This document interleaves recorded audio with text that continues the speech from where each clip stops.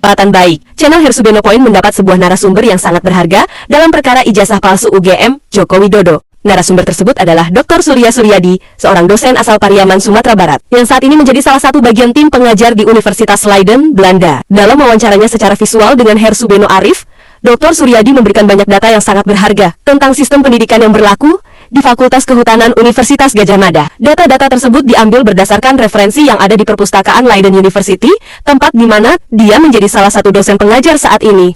Menurut Dr. Suryadi, penafsiran terhadap kasus ijazah Joko Widodo tidak lagi berdasar pada logika berpikir yang sistematis dan benar, namun sudah mengarah kepada penafsiran yang hanya suka-suka tanpa logika. Dr. Suryadi memberikan garis bawah bahwa berdasarkan semua referensi yang terdapat di perpustakaan Universitas Leiden Belanda di Fakultas Kehutanan Universitas Gadjah Mada, tidak pernah ada jurusan teknologi kayu seperti yang diklaim oleh Joko Widodo saat dia mengaku berkuliah di fakultas tersebut. Tidak perlu berpanjang lebar. Marilah kita simak bersama wawancara berharga antara Hersubeno Arif dengan Dr. Suryadi yang disajikan dalam acara Hersubeno Point ini.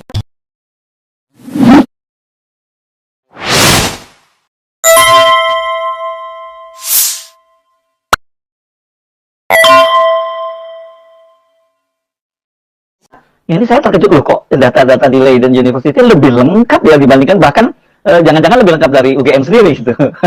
Iya, memang apa namanya kelebihan Leiden barangkali di situ, Mas ya. Ya. Karena kita memiliki perpustakaan yang luar biasa.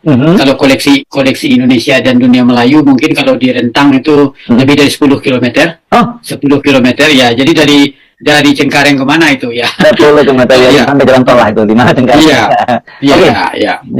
Dan soal Pak Jokowi ini juga banyak ya. Anda punya data soal itu tadi ya. Termasuk Pak Kasmujo ya. Anda lengkap, saya lihat Anda punya lengkap sampai tahun kapan dia masuk UGM-nya dan angkat dengan siapa saja dosen waktu jadi asisten dosen. Anda punya semua itu ya? Iya, saya menelusuri dan semua ini karena sebenarnya saya sebagai orang akademik tentu tergugah juga dengan apa yang terjadi di tanah air begitu. Walaupun secara langsung sebenarnya tidak ada urusan saya, tapi toh saya bermula dari sana sebagai orang akademik dan saya merasa ini juga semacam apa itu tugas saya juga memberi saran atau menambahkan informasi terserah mau diapakan nanti di tanah air begitu. Ya, curiosity sebagai seorang akademisi itu ya. Dan dan Anda beruntung datanya lengkap dan bisa diakses oleh publik ya data itu semua ya.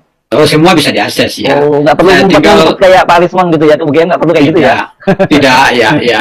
Dan juga tidak akan ditanya ini untuk apa dan segala macam ya. Oke. Nah, sekarang mari kita share apa saja temuan Anda ini soal ijazahnya seputar kontroversi ijazahnya Pak Jokowi itu.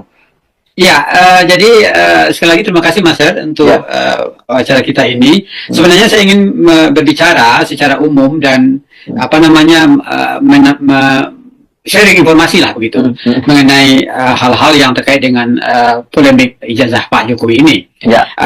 Jadi pertama nanti saya akan bicara soal apakah Jokowi mengapa dia tidak mau memperlihatkan ijazahnya itu dan dalam pandang saya bagaimana gitu. Barangkali itu saya kemukakan dulu. Jadi kalau menurut saya kalau seorang seperti Mas Her atau saya itu ditanya orang tentang keaslian ijazah saya, dipertanyakanlah begitu.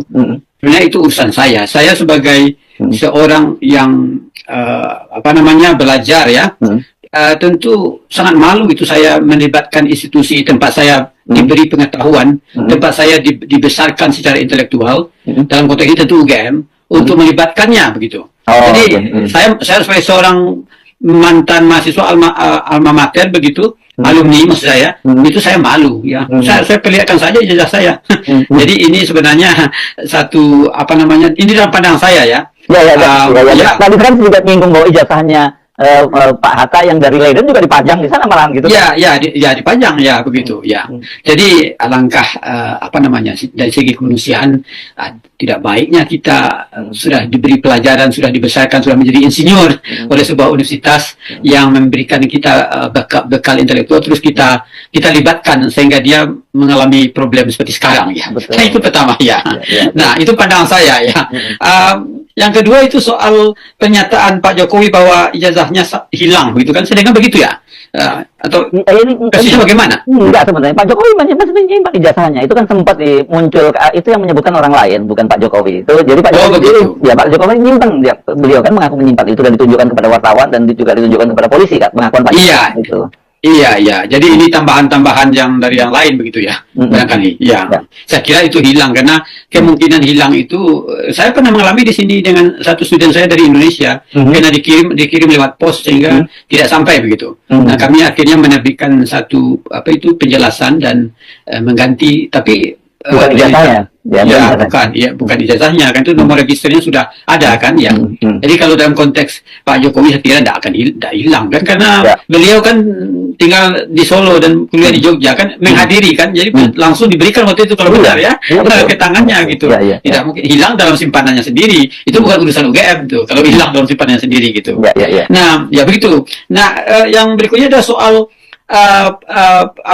Insinyur Kasmujo yang mengaku sebagai pembimbing skripsi Pak Jokowi ini. Mungkin ada slide yang saya kirimkan, itu bisa ini ya. Pak Kasmujo ini kan mula-mula beliau berkata sebagai pembimbing, tapi saya dengar belakangan bisa dirubah lagi begitu kan? Pak Jokowi yang mengklaim beliau sebagai pembimbingnya dalam sebuah begitu ya. Nah, saya menemukan data di Leiden bahwa sebenarnya Pak Kasmujo pada tahun 1976 itu sudah menjadi dosen tetap di Fakultas Kehutanan UGM ya, pada tahun 1976 ya. Dan itu dalam slide yang saya berikan ini bisa lihat bisa lihat pangkatnya apa titelnya masih BSc ya di sini ya. Iya, BSc ya. Tampaknya pada masa itu di Fakultas Kehutanan UGM itu mungkin ada sarjana muda begitu, sehingga BSc, kebanyakan BSc, tapi sudah ada yang insinyur beberapa orang. Nah, Pak Kasmujo itu tercatat pada tahun 1976 diangkat menjadi dosen tetap. Nah, belakangan saya dengar beliau itu mengatakan waktu itu masih asisten gitu. Nah, ini menurut saya ini perlu dipertanyakan mengapa Pak Kasmujo itu terkesan berubah-ubah begitu loh. Jadi jelas sekali bahwa Pak Kasmujo waktu itu sudah diangkat sebagai dosen ya. Ini ada di sini kelihatan ada beberapa temannya ya yang satu angkatan. Iya, ada beberapa temannya begitu. Nah, jadi pernyataan bahwa beliau itu asisten itu saya jadi bertanya karena data ini saya bicara dengan data tertulis ya. Dari mana ini? Anda dapat data ini dari mana? Ini dari buku yang ditulis oleh salah seorang mantan dekan, yaitu Sabar Nudin ya. Dalam buku Jejak Langkah Fakultas Kehutanan UGM Mencerdaskan Bangsa. Ya, jadi itu jelas sekali di sana ya. Nah, jadi mungkin masih banyak hal yang perlu diketahui di Pak Kasmujo ini ya. Barangkali Pak Kasmujo bisa berterus terang barangkali apa yang terjadi, tapi jelas bahwa dalam buku ini Pak Kasmujo sudah BSc, sudah diterima menjadi dosen pada 1976. Saya mengira beliau mendapatkan gelar insinyur mungkin sekolah lagi ya. Sama jadi dosen gitu. Ya, jadi begitu. Nah, itu soal Pak Kasmujo. Dan soal berikutnya adalah mengenai soal jurusan teknologi kayu ini ya. Saya menulis itu di satu yang saya lihat diikuti oleh banyak media. Dan ini menarik sekali karena di dalam buku Panduan Akademik 2023 Program Sarjana Program Studi Kehutanan UGM itu dijelaskan bahwa di Fakultas Kehutanan itu memang tidak ada jurusan teknologi kayu gitu. Jadi ada beberapa jurusan yang sudah ada pada waktu itu ya. Jadi misalnya disebut bagian waktu itu konservasi sumber daya hutan, kemudian bagian ekonomi perusahaan hutan, bagian manajemen hutan ya, dan bagian budidaya hutan ya. Nah, kemudian itu dikembangkan menjadi bagian silvikultur namanya ya. Jadi Jadi saya sudah menelusuri berbagai sumber di sini dan jelas bahwa apa yang disebut oleh Pak Jokowi dalam reuni itu jurusan teknologi kayu itu tidak ada ya. Saya dalam logika kita kan Mas Her, kalau seorang kuliah di sana barangkali dia tahu sekali jurusan itu kan. Mungkin lupa lah ya. Mungkin lupa ya. Saya sendiri misalnya dalam lulus Sastra Daerah Program Studi Minangkabau ya, Bahasa dan Sastra Minangkabau tahun 1991 di UNAN misalnya ya.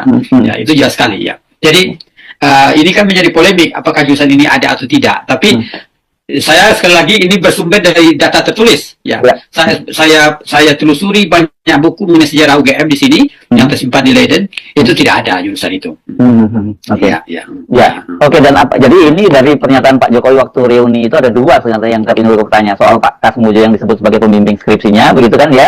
Tapi kemudian Pak Kasmujo membantahnya. Tapi kalau temuan Anda memang di sini pada saat itu dia sudah jadi dosen tetap, tapi masih gelarnya masih BSc memang ya Pak Kasmujo. Iya, masih BSc. Ya. Yang kedua teknologi kayu yang memang tidak ada gitu ya. Oke.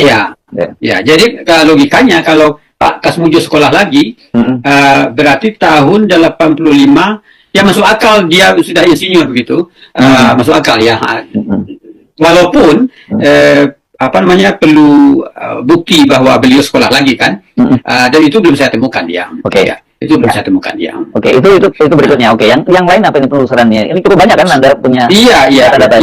Yang lain itu soal adanya pernyataan dari beberapa orang, dan terakhir saya lihat seorang teman yang mengaku sebagai teman kuliah Pak Jokowi bahwa pada masa mereka kuliah tahun 80 itu tidak ada jurusan. Jadi siapa itu namanya? Saya lupa, itu di slide ada, dan dikatakan bahwa penjurusan itu sesuai minat gitu kan, begitu dia katakan ya. Jadi kalau sudah ada minat terus baru disebutkan jurusannya. Saya kira itu, saya menelusuri di Leiden itu misalnya dalam buku wisuda sarjana UGM 1977 itu di slide itu dapat dilihat bahwa pada masa itu lulusan Fakultas Kehutanan UGM itu disebutkan jurusannya. Iya. Nah, 77 ya, sudah di ya. Iya. Jadi antara itu jurusan ekonomi jurusan ekonomi perusahaan hutan, kemudian jurusan pembinaan hutan, dan kemudian jurusan teknologi hutan ya. Jadi 3 jurusannya pada tahun 1997 ya, jurusan teknologi hutan, jurusan ekonomi perusahaan hutan, dan jurusan pembinaan hutan ya. Nah, kemudian silvikultur itu kemudian kan ditambahkan itu. Jadi logikanya tahun 1977 aja sudah disebutkan lulusannya itu dalam buku itu jurusan. Masa tahun 80 tidak ada. Itu kan terbalik logikanya kan? Ya. Jadi pasti sudah ada jurusan pada materi. Tapi jurusan teknologi kayu tidak disebutkan begitu. Ya. Nah, itu yang saya temukan Mas Her dari buku tadi, wisuda UGM 1977 ya. Ya. Itu jelas sekali.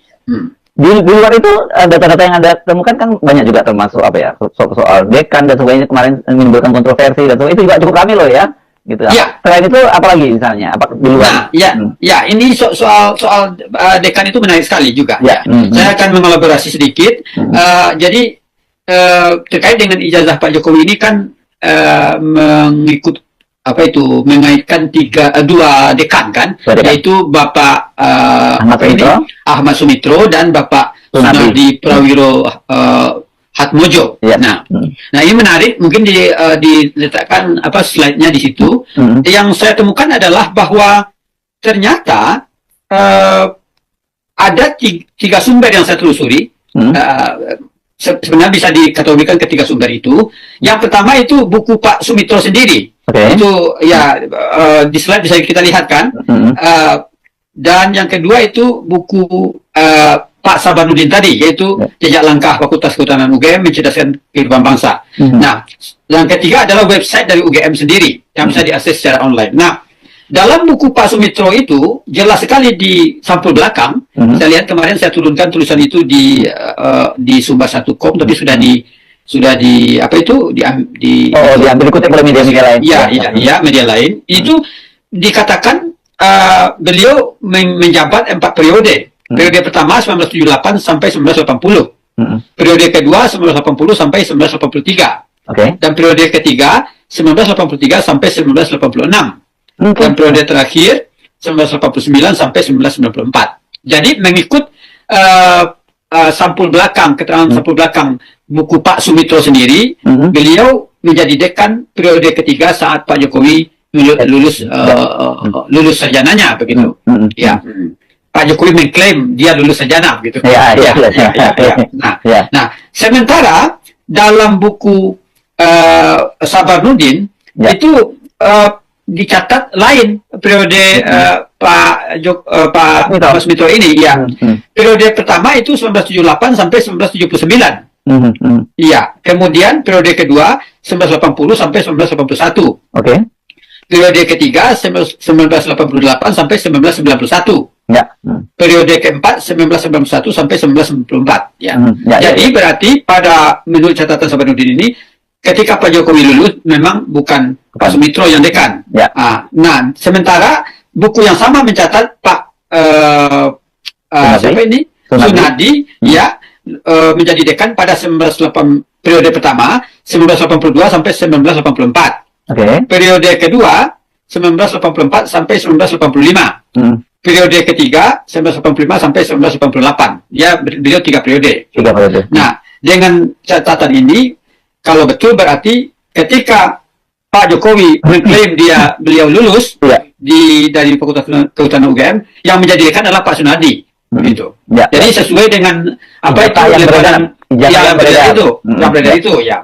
Nah, tapi menariknya website UGM yang bisa diakses itu mengatakan, dan itu dinyatakan dalam sebuah ralat begitu. Ya, saya tidak tahu kapan ini diralat gitu, tapi orang yang ahli teknologi mungkin akan tahu gitu. Jadi dikatakan bahwa dalam karirnya Pak Sumitro menjabat 4 periode memang ya. Tapi berbeda dari keterangan pada sampul belakang Pak Sumitro, buku Pak Sumitro sendiri tadi ya, yaitu 1978 sampai 1979 itu periode pertama. Periode kedua 1980 sampai 1981.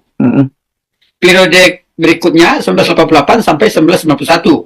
Dan periode terakhir 1991 sampai 1994 ya. Jadi kalau kita lihat itu sama dengan yang dicatat oleh Sabarudin ya. Jadi kalau dibuat rajah seperti yang dilihat dalam slide itu, Mas Her, ada overlap gitu penjelasan kan antara Pak Sumitro sendiri dalam bukunya dengan dua sumber pertama tadi gitu. Nah, ya ini lepas dari masalah ijazah Pak Jokowi, ini juga menunjukkan penulisan buku yang kurang jelimet menurut saya. Yang kurang teliti ya dalam soal kurang teliti, kurang teliti. Bagaimana bisa mungkin itu orang kehutanan sendiri berbeda ya? Tapi kalau saya sebagai dari segi logika, sebuah buku, sampul buku belakang itu dibaca oleh penulisnya sebelum diterbitkan. Jadi Pak Sumitro itu tidak mungkin atau kecil kemungkinan Pak Sumitro salah menuliskan periode jabatannya di sampul belakang bukunya sendiri begitu. Bagaimana menurut masyarakat? Nah, yang menarik setelah sedikit, ada 2 hal untuk Pak Sumitro itu kalau yang berarti temuan Anda ini melengkapi sebelumnya. Karena sebelumnya juga kok di dalam lembar pengasahannya Pak Jokowi ditulisnya Pak Ahmad Sumitro itu SOE. Padahal nama di buku itu kan juga Sumitro. Nah, itu kan ini yang kedua lagi kontroversinya menurut saya gitu. Iya, betul. Ya. Jadi dalam buku Sabarudin ini nama Pak Sumitro ditulis salah. Sumitro, Sumitro, itu kan bisa dilihat di slide tadi gitu. Jadi menurut saya ini kalau sampai untuk penelusuran lebih jauh ini dalam rangka menjelaskan konflik ijazah Pak Jokowi ini perlu penelusuran lebih lengkap dan lebih jauh lagi. Maksud saya saya kira family dari kedua dekan ini masih ada atau teman sahabat-sahabatnya. Putrinya masih ada? Masih ada. Putrinya Pak Sumitro. Jadi bisa minta diklarifikasi ya. Kapan persisnya, mana yang benar begitu. Nah, saya hanya sampai pada itu, Mas, saya tidak menyalahkan siapa-siapa. Tapi seperti saya katakan tadi, kalau menurut logika kita rasional, ini saya lihat polemik ijazah Pak Jokowi ini sudah sampai kepada penafsiran mana suka saja ini, nggak ada basis tulisan arsip apapun ya. Semua bertengkar di internet, arbitrer ya, mana suka, penafsiran mana suka gitu. Tapi kalau saya itu berpijak dari data ya, data tulis tadi ya. Jadi Nah, itu yang saya temukan soal periode jabatan kedua dekan Fakultas Kehutanan UGM yang langsung atau tidak terkait tersangkut dengan polemik ini ya. Nah, kemudian yang terakhir ini soal istilah skripsi atau tesis. Saya lihat itu Roy Suryo itu menyatakan itu sama Rismon ya. Iya. Nah, sisa dari slide itu difokuskan kepada itu Mas Her ya. Nah, seperti yang bisa kita lihat di slide itu, sebenarnya berdasarkan penelusuran saya dari berpuluh-puluh buku mengenai UGM di sini ya, saya dapat meyakinkan khalayak bahwa untuk sarjana itu UGM itu memakai istilah skripsi. Ya, itu bisa di slide itu saya perlihatkan kan, misalnya dalam buku petunjuk jenjang pendidikan sarjana S1 yang biru itu tahun 1982, jadi berarti itu kalau betul 2-3 tahun ya sebelum Pak Jokowi lulus, itu di halaman mengenai Fakultas Kehutanan itu dikatakan bahwa seorang untuk menamatkan pendidikan di fakultas ini harus menulis skripsi. Itu jelas sekali itu. Itu saya kasih panah merah itu kan. Ya. Skripsi itu jelas sekali ini. Ini sekali lagi para audiens, saya bicara berdasarkan fakta tertulis ya, bukan omong-omong gitu. Omong-omong ya. Ini buku tertulis buku petunjuk jenjang pendidikan sarjana S1 ya. Dan di halaman mengenai penjelasan Fakultas Kehutanan dikatakan beban yang antara lain harus dipenuhi oleh seorang mahasiswa untuk mendapatkan gelar insinyur adalah menulis skripsi. Tidak ada tesis ya, skripsi. Itu bukti otentik itu. Nah, di slide berikutnya itu saya gambarkan di sini skripsi UGM, mahasiswa UGM dari tahun 60-an. Saya khawatir apakah masih ada di UGM ini ya. Misalnya ini dari Srijati misalnya tentang barisan pemuda. Ini kebanyakan ini memang tentang sejarah ya. Tapi jelas kalau satu universitas itu kan punya satu pola. Tidak mungkin Fakultas Sastra misalnya itu berbeda istilahnya dengan Fakultas Kehutanan atau apa tidak itu. Nah, semua itu ditulis kan dua atau 3 slide yang berikutnya itu Mas, itu menunjukkan. Bahkan di terakhir itu saya zoom kan.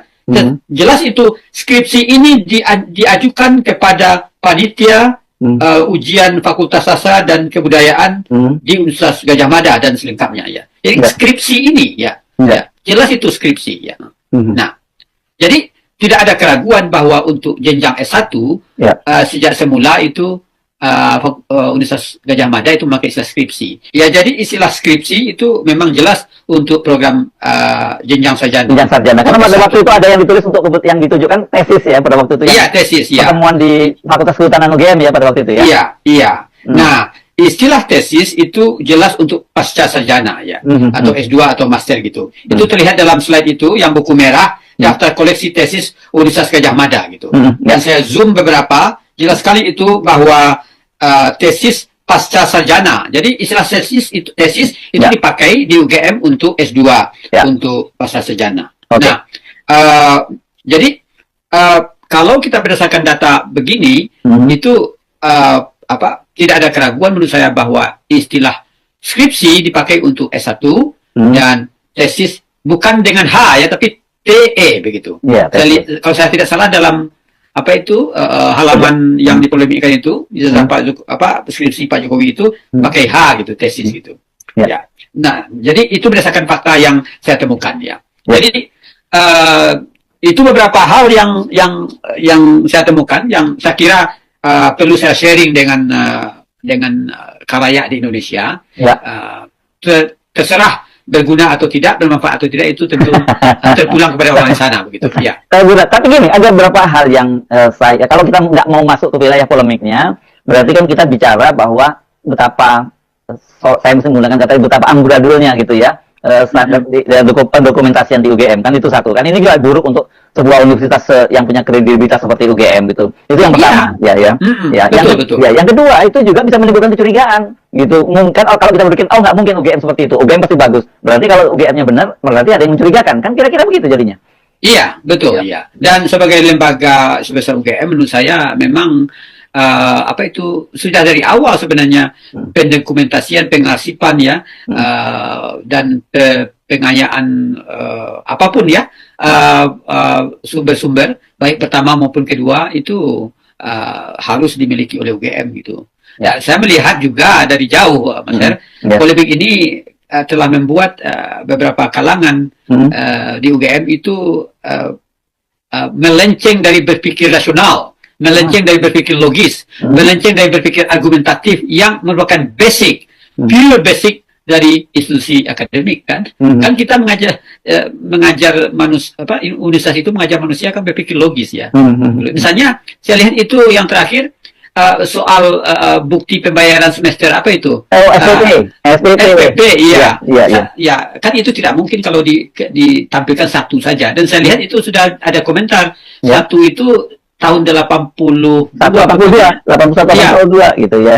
Iya, jadi kan tidak cocok dengan pernyataan Pak Jokowi bahwa beliau tahun 80 mulai gitu. Jadi apa namanya? Saya kira sampai batas tertentu saya lihat polemik ini memiskinkan, mendegradasi berpikir rasional semua orang begitu, termasuk orang akademik begitu. Ya. Oke kan, tapi kan yang jadi masalah karena kemudian itu yang memberikan justifikasi gitu bahwa ijazah aslinya adalah Bareskrim yang memang tidak punya kewenangan untuk menjelaskan itu kan tadi dapat kacau lagi dan data-data itu kan dipapat yang Anda sebut tadi SPP itu kan itu data yang diambil dari yang dipaparkan oleh Bareskrim. Belum lagi belakangan yang soal nilai Pak Jokowi juga itu ya. Itu ada nggak di Leiden transkrip nilainya Pak Jokowi? Saya kira tidak ya. Transkrip nilai itu ya. Tapi kalau di Leiden kalau Mas Her mau melihat kartu mahasiswa Hamengkubuwono 9 itu ada. Iya ada. Dan itulah kartu mahasiswa satu-satunya dari Hindia Belanda, mahasiswa Hindia Belanda yang punya foto Mas. Karena beliau ningrat kan. Bayangkan 100 tahun yang lalu kartu mahasiswa saja masih disimpan ya. Jadi pengasipan itu yang membuat yang luar biasa perpustakaan Leiden ini luar biasa begitu. Nah, jadi saya tidak tahu apakah kartu mahasiswa Pak Jokowi itu masih ada. Tidak ada, barangkali sudah. Kalau ada ya. Itu luar biasa sekali ya. Dan satu lagi menurut saya polemik ini sudah, dan ini apa namanya mungkin masih merupakan ciri di negara kita itu. Ini polemik mengenai sebuah ijazah. Ini logikanya harus melibatkan filolog, melibatkan ahli tinta, melibatkan ahli apa namanya kertas ya dan sebagainya. Kita punya banyak filolog, kita punya ini bukan urusan Bareskrim itu urusannya begitu ya. Jadi itu yang membuat apa namanya masyarakat menjadi gaduh karena ini gitu. Mudah-mudahan sebenarnya kalau dari sisi Anda nggak membuat tambah orang bingung lagi bukan ya, tapi satu hal yang pasti bahwa kalau dari data-data itu menunjukkan betapa kacaunya ya pengarsipan ya administrasi dari UGM kasus yang sebesar. Nah ini bahaya loh ini karena orang sekarang mulai nggak percaya terhadap UGM sebagai sebuah kampus yang cukup kredibel bahkan mahasiswa BEM-nya sendiri udah mengajukan mosi tidak percaya kepada rektor. Iya.